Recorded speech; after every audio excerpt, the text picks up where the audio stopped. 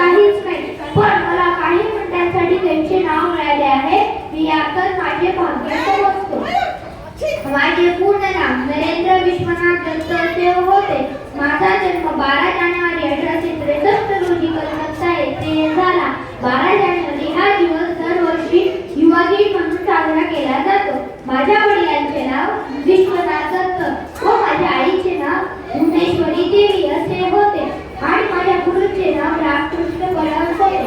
मी लहानपणापासून अतिशय बुद्धिमान होतो. लाठी चालवणे, पोहणे, कृती करणे, व्यायाम करणे या क्षेत्रात मी पारंगत होतो.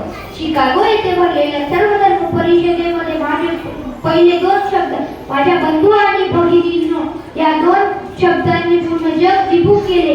मी लोकांना सांगितले की गोरगरिबांना मदत